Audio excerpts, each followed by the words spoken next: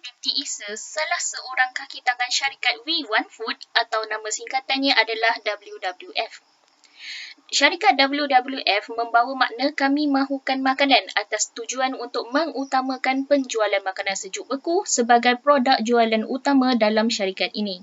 Selama 3 tahun, syarikat WWF beroperasi dengan menyediakan jualan produk makanan segera bagi memudahkan pelanggan di luar sana menyediakan makanan dalam waktu yang singkat. Sekiranya mereka tidak mempunyai masa yang panjang atas sebab faktor kerja, belajar dan sebagainya. Justeru itu, syarikat mengutamakan jualan ini bagi menarik audiens daripada kalangan pekerja pejabat, pelajar dan orang awam yang lain. Syarikat WWF terletak di lokasi Arau sebagai ibu pejabat rasmi serta gudang utama. Syarikat ini berkonsepkan vendor dan mempunyai cawangan di sekitar Johor, Kuala Lumpur, Terengganu dan Alor. Ini memudahkan mereka untuk membeli barangan WWF disebabkan lokasi itu berdekatan dengan kediaman mereka. Pada tahun 2020, keadaan syarikat berubah disebabkan masalah penyakit yang serius iaitu COVID-19. Justeru itu, syarikat WWF memulakan operasi dan perancangan baharu dengan meningkatkan pengedaran produk-produk kepada kedai-kedai runcit dan meningkatkan penggunaan laman web rasmi bagi mereka yang ingin membeli barangan tersebut. Bukan itu sahaja, syarikat mula bekerjasama dengan syarikat penghantaran bagi food seperti Foodpanda, Grab dan syarikat penghantaran yang lain untuk meluaskan lagi jualan produk di seluruh negara Malaysia. Visi kami adalah meluaskan perniagaan hingga ke luar negara. Manakala misi kami untuk syarikat WWF adalah memastikan bekalan makanan sentiasa mencukupi.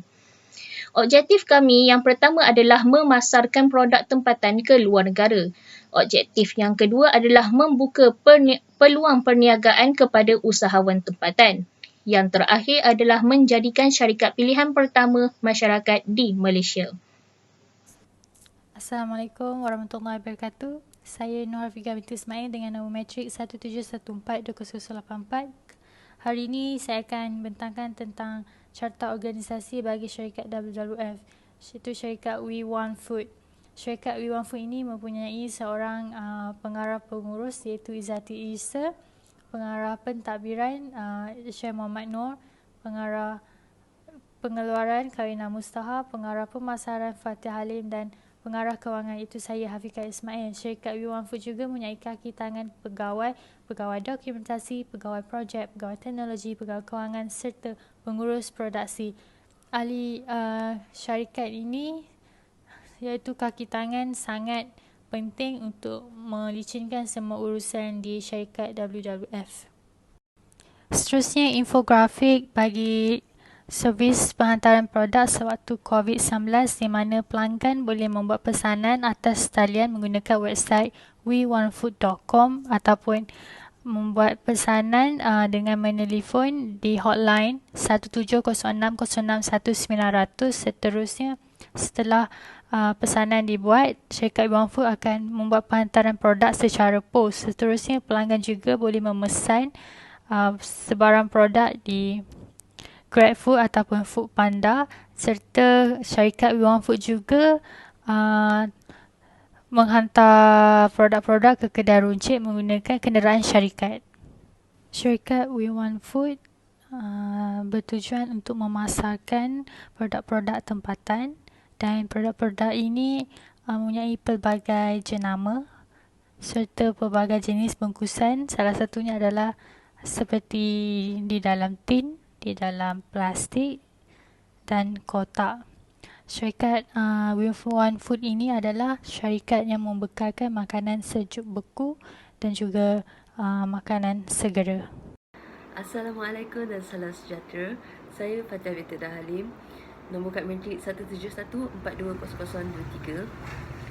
Saya akan menerangkan mengenai balance scorecard bagi perniagaan kami yang menjual makanan frozen dan juga makanan instant food. Nama syarikat kami ialah We Want Food dan visi kami meluaskan perniagaan hingga ke luar negara. Misi kami memastikan bekalan makanan sentiasa mencukupi. Balance scorecard ini kami telah kemaskini pada 1 Mei 2020, di mana telah berlakunya sedikit perubahan disebabkan oleh wabak virus COVID-19.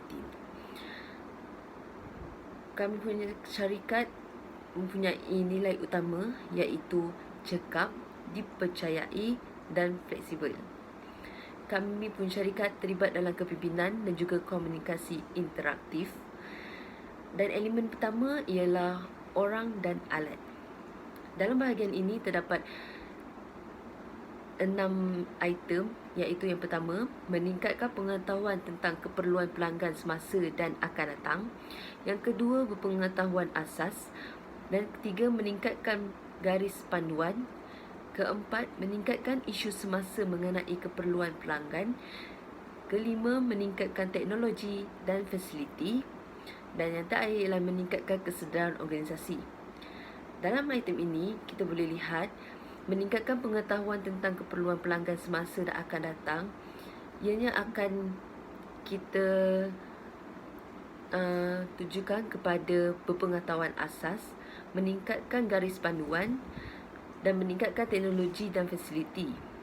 Seterusnya, bagi meningkatkan isu semasa mengenai keperluan pelanggan, kita boleh lihat errornya pergi ke meningkatkan kesedaran organisasi. Seterusnya ialah item kedua, proses perniagaan. Dalam proses perniagaan terdapat 5, iaitu meningkatkan platform perniagaan atas talian dan penggunaan website. Yang kedua, meningkatkan sistem penghantaran. Yang ketiga, menambah bilangan pengangkutan untuk penghantaran stok makanan. Keempat, menggunakan perkhidmatan penghantaran makanan seperti Foodpanda dan juga GrabFood. Dan yang kelima ialah menghantar produk makanan ke kedai runcit. Dalam bahagian ini, kita boleh lihat ada connection antara orang dan alat, iaitu meningkatkan pengetahuan tentang keperluan pelanggan semasa dan akan datang. Ianya ada kait dengan meningkatkan platform perniagaan atas talian dan penggunaan website. Seterusnya, daripada kotak tersebut boleh kita lihat error pergi ke meningkatkan sistem penghantaran, dan seterusnya pergi ke menghantar produk makanan ke kedai runcit. Seterusnya ialah seperti kita lihat, error meningkatkan kesedaran organisasi, pergi ke meningkatkan sistem penghantaran dan juga terus ke menghantar produk makanan ke kedai runcit. Kemudian menambah bilangan pengangkutan untuk penghantaran stok makanan.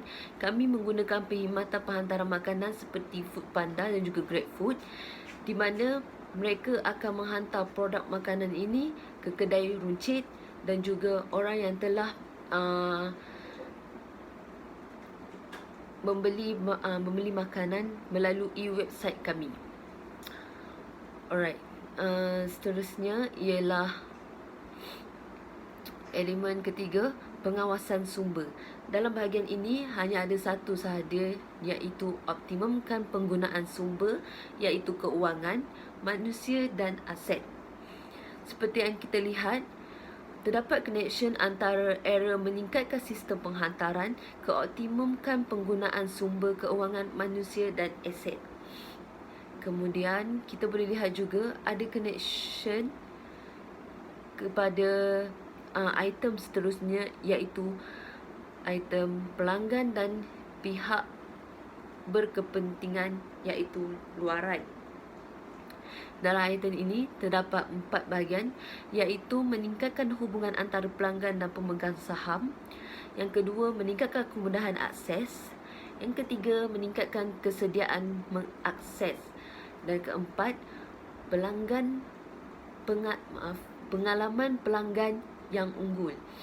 Jika kita lihat, terdapat connection antara proses perniagaan, iaitu menghantar produk makanan ke kedai runcit, dan kami akan terus meningkatkan kemudahan akses bagi pengguna kerana mereka boleh membeli produk kami melalui website.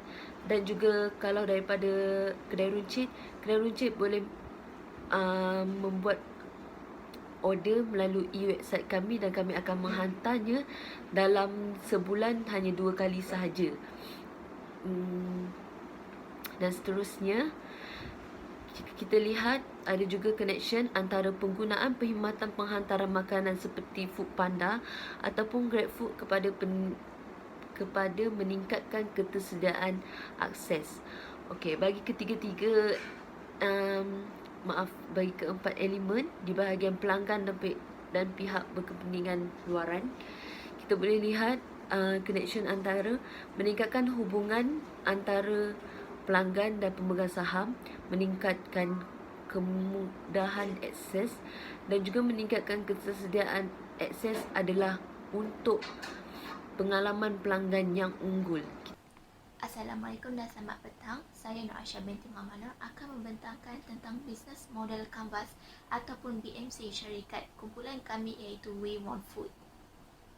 Terdapat 9 elemen di dalam Business Model Canvas iaitu rakan kongsi utama, aktiviti utama, sumber utama, tawaran nilai, hubungan pelanggan, saluran, segmen pelanggan, cost structure dan aliran pendapatan. Bagi elemen yang pertama, iaitu rakan kongsi utama, syarikat We Want Food mempunyai kerjasama dengan perkhidmatan penghantaran dan juga usahawan industri kecil sederhana ataupun AKS, dan yang terakhir adalah syarikat penghantaran makanan seperti GrabFood dan Foodpanda. Bagi elemen yang kedua, iaitu aktiviti utama, antara aktiviti yang syarikat We Want Food sediakan adalah perkhidmatan pelanggan.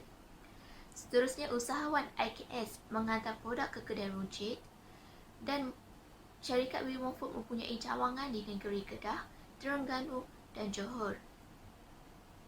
Bagi sumber utama di dalam syarikat We Want Food adalah mempunyai bilangan pekerja seramai 10 hingga 15 orang yang bekerja mengikut jadual yang ditetapkan dan produk-produk daripada pengusaha tempatan. Dalam elemen tawaran nilai, BMC syarikat We Want Food adalah mengemas kini laman sesawang dan media sosial, promosi, kepelbagaian variasi makanan dan membuat penghantaran ke kedai runcit ketika wabak COVID-19 menular. Di dalam elemen hubungan pelanggan, antara strategi syarikat We Want Food menggunakan adalah media sosial melalui komuniti dan review daripada pelanggan, laman sesawang dan juga komunikasi. Seterusnya, strategi saluran yang digunakan oleh syarikat We Want Food adalah laman sesawang syarikat sendiri iaitu laman sesawang We Want Food dan juga social media iaitu Facebook dan Instagram. Di dalam elemen segmen pelanggan, antara strategi yang digunakan oleh syarikat We Want Food adalah pengusaha di cawangan dan kedai runcit akan dibekalkan dengan penghantaran produk 2 kali dalam masa sebulan. Seterusnya, strategi melalui keluarga dan juga masyarakat. Bagi cost structure, syarikat We Want Food melibatkan cost structure dalam aspek utility, gaji pekerja dan minyak petrol yang melibatkan penghantaran barang daripada kilang. Akhir sekali, aliran pendapatan syarikat We Want Food adalah daripada keuntungan produk, perkhidmatan penghantaran makanan sejuk buku dan juga periklanan. Kembali kepada saya, Nurul Izzati binti Ihsa, ingin membentangkan tentang SWOT, iaitu kekuatan, kelemahan, peluang dan ancaman yang dihadapi oleh syarikat We Want Food. Yang pertama adalah kekuatan. Kekuatan syarikat kami adalah yang mana dia memiliki produk yang dijual tahan lama. Produk yang dijual secara meluas termasuk kedai-kedai runcit. Barangan yang dijual adalah mempunyai harga yang berpatutan. Kelemahan kami adalah kekurangan tenaga kerja dan lori untuk membekalkan barang. Dan juga ia mengambil masa yang lama untuk membekalkan kepada kedai-kedai runcit. Peluang yang dihadapi oleh syarikat adalah yang pertama, membuka peluang pekerjaan dari segi penghantaran barang kepada orang awam. Yang kedua, meningkatkan penggunaan laman sesawang syarikat. Yang ketiga, menggunakan khidmat pos bagi barangan kering. Ancaman yang dihadapi oleh syarikat kami adalah masalah pandemik virus COVID-19. Yang kedua, pesaing daripada syarikat lain. Yang terakhir adalah kehilangan atau kekurangan pembekal barangan tempatan disebabkan pandemik COVID-19. Assalamualaikum. Saya Siti Kailina binti Mustaha. Seterusnya, saya akan menerangkan mengenai pesta syarikat kami. Yang pertama adalah politik. Dari segi politik, kami akan memastikan manfaat kewajipan pekerja akan sentiasa dijaga. Selain daripada itu, kami juga akan memastikan keselamatan di sektor perkhidmatan akan sentiasa dipantau seperti customer service dan servis penghantaran makanan. Yang kedua adalah dari segi ekonomi. Dari segi ekonomi, kami akan memastikan kos buruh pekerja dan produktiviti ekonomi akan dilaraskan semula berikutan dengan COVID-19. Seterusnya, kami juga akan memastikan kualiti infrastruktur di dalam frozen food produk frozen food kami akan sentiasa dalam keadaan yang terbaik. Yang ketiga adalah sosial. Dari segi sosial, kami akan memastikan semangat pekerja dan kesihatan mereka dalam keadaan sentiasa terbaik untuk mengelakkan daripada kebajikan mereka terabai. Selain daripada itu, kami akan memastikan sikap majikan dan pekerja dalam menangani COVID-19 akan sentiasa dipantau dari segi keselamatan, kebersihan dan juga kesedaran mereka mengenai COVID-19. Kesimpulannya adalah sebelum sebuah syarikat itu ingin dibangunkan, mereka mestilah mempunyai asas panduan yang kukuh supaya apabila berlaku bencana seperti COVID-19 ini, mereka boleh atasinya dengan baik.